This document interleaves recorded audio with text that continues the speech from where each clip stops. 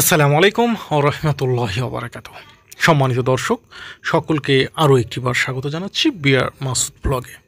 দর্শক, আজকে আলোচনা করব ইন্ডিয়ান ভিসা নিয়ে এবং জানিয়ে দেব সর্বশেষ আপডেট। তবে স্পেশালি আজকে আমি আমার প্রাণপ্রিয় হিন্দু ভাই বোনদের জন্য কিছু স্পেশাল খবর দিতে চাই। তো এটা নিয়ে আজকের ভিডিও। তো রিকোয়েস্ট থাকবে শুরু থেকে শেষ পর্যন্ত ভিডিওটা দেখবেন এবং আমার প্রিয় কলিজার টুকরা সমালোচক ভাইদেরকে বলবো যে ভাইয়া দয়া করে যদি আপনি সমালোচনা করেন আলহামদুলিল্লাহ, আমি তাতেও খুশি, তবে ভিডিওটা পুরোপুরি একটু দেখবেন। দর্শনটা বোঝার পরে আপনি সমালোচনা করেন, কোনো সমস্যা নেই। প্রয়োজনে আপনার সমালোচনামূলক সেই কমেন্টটাকে আমি পিন করে দেব, ঠিক আছে? কোনো সমস্যা নেই। তো যাই হোক, এখন আসুন আমরা মূল আলোচনায় আসি। বাংলাদেশের হিন্দু ধর্মাবলম্বী ভাই বোনদের জন্য অন্যতম তীর্থস্থানটাই হচ্ছে ভারত। তো এই মুহূর্তে যে পলিটিক্যাল ক্রাইসিস চলছে, সেই ক্রাইসিসের মধ্যে কিন্তু যারা আমরা মুসলিম আছি তাদের তো একটা প্রবলেম হচ্ছেই, ট্যুরিস্ট ভিসা পাচ্ছি না। তারপর দেখা যাচ্ছে যে আমরা মেডিকেল ভিসাতেও অনেক হ্যাম্পারিং হচ্ছে, ডাবল এন্ট্রি ভিসাও পাচ্ছি না। তবে আমার মনে হয় যে আধ্যাত্মিকভাবে অনেক বেশি ক্ষতিগ্রস্ত হচ্ছে আমাদের হিন্দু ভাই বোনেরা। আর এটার মূল কারণ হচ্ছে তারা তীর্থ করতে ঠিকমতো যেতে পারছে না এবং ভারতের বজরং হিন্দু দল সহ বেশ কয়েকটা ছোটোখাটো হিন্দু সংগঠন, হিন্দুত্ববাদী সংগঠনগুলো, তারা একসময় আবেদন করেছিল ভারতের কেন্দ্রীয় সরকারের কাছে যে বাংলাদেশি হিন্দুদের জন্য স্পেশালি তীর্থ ভিসার সুযোগ দেওয়া হোক, যাতে তারা তীর্থ করতে আসতে পারে। অনেকে অনেকভাবে এটা নিয়ে সমালোচনা করেছে, হয়তোবা এক সময় আমার কাছেও বিষয়টা নিয়ে খারাপ লেগেছিল। তবে পরবর্তীতে আমি যে চিন্তাটা করেছি বা আমার কাছে যেটা মনে হয়েছে, জানি না সবাই একমত হবেন কি না, না হলেও বলার কিছু নেই, তবে আমার মনের কথাটাই আমি বলছি যে ভারত হচ্ছে হিন্দুদের জন্য তীর্থস্থান। একটা দেখা যাচ্ছে যে ধর্মীয়গত কারণে তাদের যাওয়ার একটা সুযোগ থাকা উচিত বলে আমি মনে করি। যদি সৌদি আরবের ভিসা আপনার জন্য বন্ধ হয়ে যায় তাহলে কেমন লাগবে?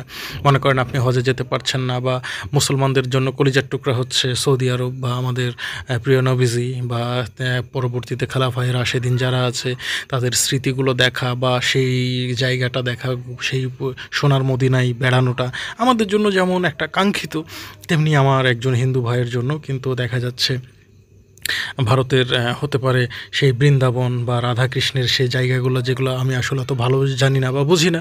তো আমার কাছে মনে হয় তাদেরও এটা একটা হক, ধর্মীয় হক, আধ্যাত্মিকভাবে এটা তাদের হক। কিন্তু তো সেই হক থেকে যদি তারা বঞ্চিত হয়, তো আমার কাছে মনে হয় যে এটা ভালো কিছু বয়ে আনবে না।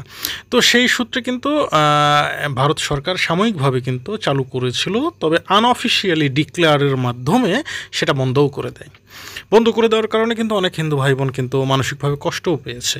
আর এর পিছনে কিন্তু সবচেয়ে বড় দায়ী ছিল কিছু অসৎ মানুষ। যেমন তারা করতো কি, যে ইউনিভার্সিটির স্টুডেন্ট, প্রেমিক প্রেমিকা, ঠিক আছে, 3-4 যুগল একসাথে হয়ে তারা তীর্থ ভিসার আবেদন করতো। আসলে এরা কিন্তু তীর্থ করতে যেত না, এরা যেতে চাইতো মূলত হানিমুন করতে। আমার কাছেও এমন একটা কাপল এসেছিল, সে তার মাসির ছেলের সাথে যেতে চায়। কেন যেতে চায়? যে মাসির ছেলের কেউ নাই সাথে যাওয়ার মতো, তাই সে নিজে যেতে চায়। কী করতে? তীর্থ করতে। তো তীর্থ করতে আপনি আপনার মাসির ছেলের সাথে যাবেন? আপনি আপনার মাসি, মেসোমশাই এদের সাথে যদি যাইতেন আমার কোনো আপত্তি ছিল না, কিন্তু আমার কাছে মনে হচ্ছে আপনার উদ্দেশ্য ভিন্ন, এ বলে আমি তাকে কিন্তু রিজেক্ট করে দিই। তো এই সমস্ত কারণ অনেক কিছু বিবেচনা করে ভারতীয় হাইকমিশন কিন্তু তাদেরকে ভিসা দেওয়া এই তীর্থ ভিসা বন্ধ করে দিয়েছিল রাগ করে। তবে আপনাদের জন্য সুখবর হচ্ছে এটাই যে ভারত সরকার পুনরায় কিন্তু এই তীর্থ ভিসা চালু করেছে। তবে বাংলাদেশি হিন্দু ভাই বোনদের কাছে বিনীতভাবে রিকোয়েস্ট করছি, আপনাদের একার কারো ফালতু ডিসিশনের কারণে যেন আর 10 জন হিন্দু ভাই বোন কষ্টে না পড়ে। বিশেষ করে আপনারা যখন এই তীর্থ ভিসার আবেদন করবেন, শুধু ইয়াং পিপুল, ছেলে মেয়ে সবাই মিলে যে আপনারা করবেন এমনটা করতে যাবেন না।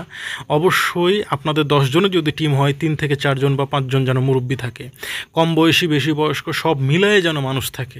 এটা না হলে ভাই আপনারা যায়েন না, বেকার আপনাদের 2-1 জনের কারণে বৃহত্তর এই ধর্মীয় জনগোষ্ঠীর মানুষের ক্ষতি হচ্ছে। পরের কথাটা হচ্ছে যে আপনারা অবশ্যই এখন ভিসাটা পাবেন, তবে সেক্ষেত্রে অবশ্যই আপনাদেরকে প্রপার কাগজপত্র, বিশেষ করে মন্দিরের যে প্রশংসাপত্র সেটা যাতে থাকে। ইসকনের কাছ থেকে না নিয়ে, দেখেন আমি ইসকনের বিরুদ্ধে বলছি না, ইসকন নিয়ে যেহেতু বাংলাদেশি কর্তৃপক্ষের একটা এখন বলতে গেলে একটা খারাপ ধারণা জন্মে গেছে, আপনি চেষ্টা করেন অন্য কোনো ধর্ম মানে অন্য কোনো মন্দির থেকে নিয়ে প্রশংসাপত্র নিয়ে আপনি আপনার ভিসার জন্য আবেদন করুন এবং এই মুহূর্তে কিন্তু আপনারা ভিসা পাবেন। এবং সত্যি কথা বলতে নর্মাল স্লটের চাইতে এই কাজটা খুব ইজিভাবে হচ্ছে এবং খুব দ্রুতও পাওয়া যাচ্ছে। তো আপনারা কিন্তু অবশ্যই চেষ্টা করবেন ন্যূনতম 6 জনের একটা টিম হয়ে আপনারা এই ভিসার জন্য আবেদন করবেন। আপনাদের কিন্তু এই স্লটটা, এই ভিসার স্লটটা কিন্তু খুব ইজিভাবে পাওয়া যাচ্ছে। আমি আবার বলছি, এই ভিসার স্লটটা খুব ইজিভাবে পাওয়া যাচ্ছে, সিঙ্গেল এন্ট্রি 3 মাসের জন্য। তবে আপনারা দয়া করে 3 মাস থাকবেন না ভাই, 1 মাসের মধ্যে আপনারা ফিরে আসার চেষ্টা করবেন, এটাই হবে সবচাইতে উত্তম। ঠিক আছে? তো কেমন লাগলো ভিডিওটা? আমি আশা করছি আমার হিন্দু ভাই বোনদের জন্য ভিডিওটা অনেকটা উপকারী হবে। তো যদি আপনাদের কোনো প্রশ্ন থাকে দয়া করে আমাকে নক দিবেন। আর যদি মানে আপনারা প্রয়োজন মনে করেন এই ভিসার ক্ষেত্রে, তাহলে আমার সাথে যোগাযোগ করতে পারেন। আমার ফেসবুক পেজে গেলে আমাকে ইনবক্স করতে পারবেন আপনারা। তারপরে যদি আমার কাছে মনে হয় যে আপনাকে সাহায্য করাটা খুব জরুরি দরকার, তাহলে আমি চেষ্টা করব আপনাকে হেল্প করার।